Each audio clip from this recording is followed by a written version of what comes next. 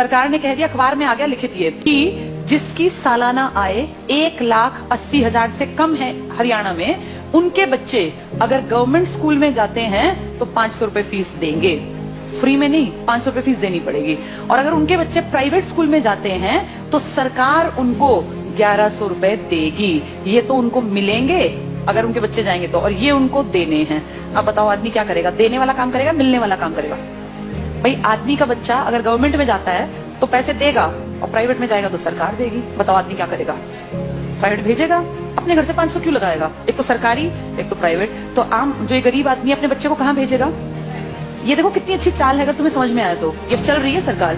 1100 रुपए सरकार कहती है हम भर देंगे आपके बच्चे के, आपको चिंता नहीं करनी। अगर आपने सरकारी में पढ़ाया तो कितने रुपए लेंगे? 500। तो आदमी सोचेगा 2 बच्चे हैं, क्यों 1000 रुपए फूकूं, इससे बढ़िया प्राइवेट भेजूं, सरकार देगी मेरे बच्चे के पैसे, देगी भी सरकार। 1-2 साल बाद क्या होगा? सारे सरकारी स्कूल धीरे धीरे क्या हो जाएंगे? खत्म हो जाएंगे, खाली हो जाएंगे, बिल्डिंग खाली, एडमिशन 0।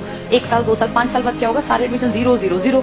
फिर सरकार दिखाएगी बजट में कि तुम घाटे का नुकसान का सौदा है, सरकारी स्कूल बंद पड़े हैं जी, बिना बात इन टीचर्स को हम इतनी सैलरी दे रहे हैं, चपड़ासी रखे हुए हैं, हेडमास्टर है, कोई बेल बजाने वाला है, बच्चा तो कोई आता नहीं। तो कहेंगे काम करो, इसको बेचो, इस प्रॉपर्टी को बेचना स्टार्ट करो। सरकारी प्रॉपर्टी है, हर गांव में सरकारी स्कूल है। आप सोचो कितने स्कूल होंगे भारत में। धीरे धीरे करके अगले आने वाले 5 से 7 साल का भारत ऐसा बता रही हूँ मैं, जो होगा देखना तुम्हारे सामने।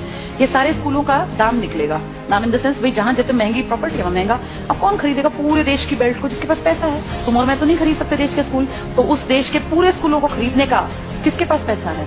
अंबानी और अडानी ये ले लेंगे सरकार से कि जी हम इतने करोड़ रुपए आपको देते हैं, सरकारी स्कूलों के बदले हम डेवलप कर लेंगे। और फिर सरकार 1-2 साल बाद कहेगी हम बहुत नुकसान में जा रहे हैं, हमारे बस की 1100 रुपए देने नहीं है। अब गरीब आदमी फंस गया, उसका बच्चा उस टाइम तक 7वीं में पहुंच गया, मान लो पहली से स्टार्ट किया था, 5-6 साल दिए पैसे, अब अटका दिया, हम तो नहीं देंगे पैसे, पढ़ाना है पढ़ा लो, तो अनपढ़ रख लो।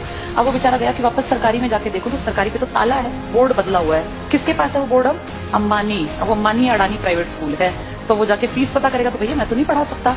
वहां से भी गया और वहां की औकात नहीं है, दोनों गए। आने वाले समय में आदमी वो पढ़ा पाएगा जिसके पास बहुत ज्यादा पैसा होगा। देखते देखते तुम्हारी सारी सुविधाएं सरकार से छीन छीन के किसके पास पहुंचाई जा रही हैं?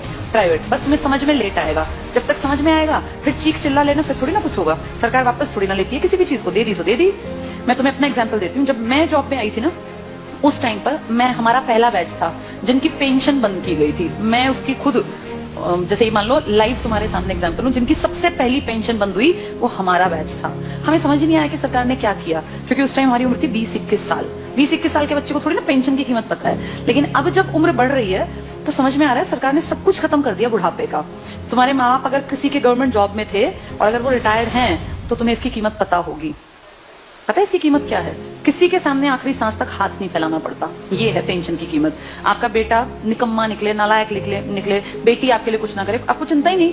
आपकी पेंशन आती है, 5-7 हजार रुपए में झाड़ू पोछा कपड़े बर्तन धोने वाली मिल जाती है। कोई भी एक मेड रख लो, 5-10 हजार की खाने वाली। बुढ़ापे में पैसा बचा के करोगे क्या? अगर तुम्हें सरकार से 35 हजार भी मिलते हैं तो तुम अपने ऊपर खर्च करो ना, क्यों किसी के सहारे बैठे रहना? और जिनके पास पैसे होते हैं ना, बुढ़ापे में वो प्यारे भी लगते हैं सबको। जिसके पास पैसा नहीं है ना, वो बोझ लगता है। फैक्ट है। तुम्हें अपना चश्मा बनवाना है, तुम्हें क्यों बेटा मेरा चश्मा, क्या जरूरत है बेटे की? तुम्हारे पास पैसे हैं, जाओ मार्केट अपना घूमते फिरते जाओ, अपना टहलते हुए चश्मा बनवा लाओ।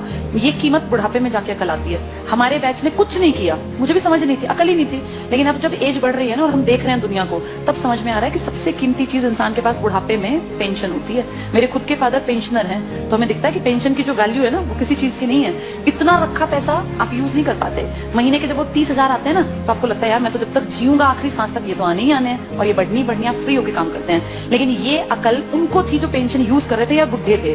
पेंशन रोकी किसी गई जवानों की, जिनको अकल नहीं थी। हमें थोड़ी ना अकल थी 20-21 साल में कि पेंशन बंद करने से किसी ने कुछ कहा ही नहीं। सरकार ने सीधे कह दिया अब के बाद आगे जो बच्चे आएंगे नौकरियों में उनको पेंशन नहीं मिलेगी। अगर हमें अकल होती, सारे देश के लोग आवाज उठाते तो ना बंद होती पेंशन।